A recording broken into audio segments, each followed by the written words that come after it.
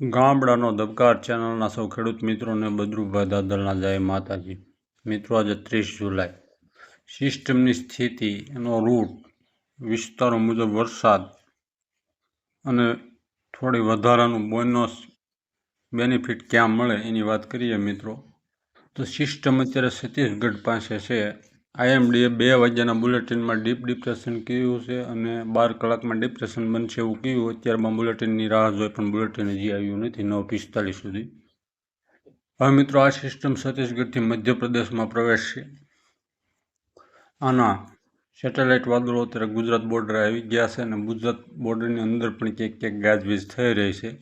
ગઈકાલે સાંજે મોટા ચાંટે શરૂઆતના સુકન હાંચવા છે સૌરાષ્ટ્રના ક્યાંક અમુક વિસ્તારમાં અને સુરતમાં પણ નેવાધાર જેવો વરસાદ હતો રાત્રે.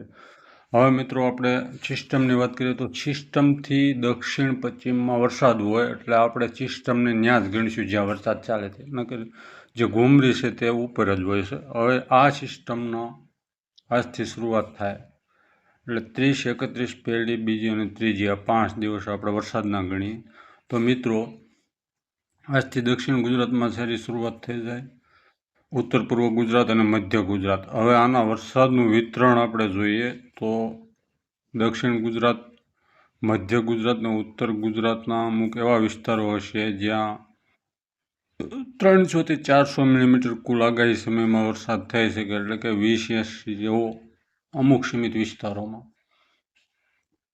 પછી એમાં 250 mm આવે, 200 mm ભાગમાં આવે અને તે ક્યાંક મધ્યમ પણ રહી જાય, એટલે હળવો, મધ્યમ, ભારે અને અતિ ભારે.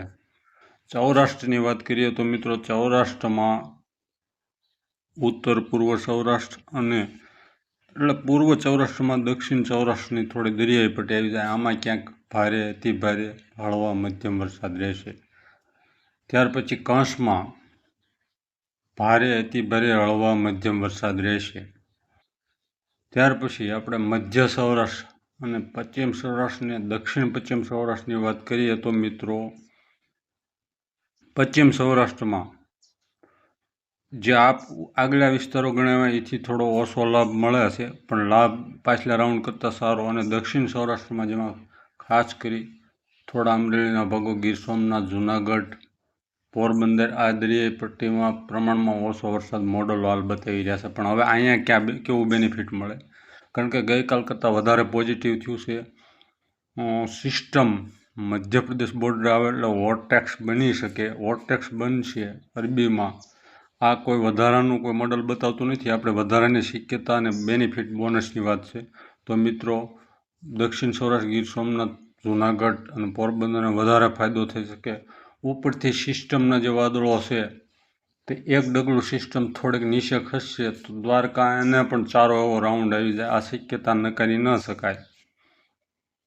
આમ તો સારો જ રાઉન્ડ છે, સાર્વત્રિક છે, પણ જે કાંઈ પ્રમાણ છે આપણે જે જોઈએ એનાથી વધઘટ છે. બીજું મિત્રો, લોટરી મુજબ આપણે જે ઉપલા વિસ્તારો ગણાવ્યા ચારેય સંભાવનાઓ, વધારે સંભાવનાઓ, એમાં પણ અમુક મધ્યમ વરસાદ રહી જાય અને આપણે જે આ ઓછા વરસાદવાળા વિસ્તારો ગણાવ્યા એમાં પણ ક્યાંક વધી જાય.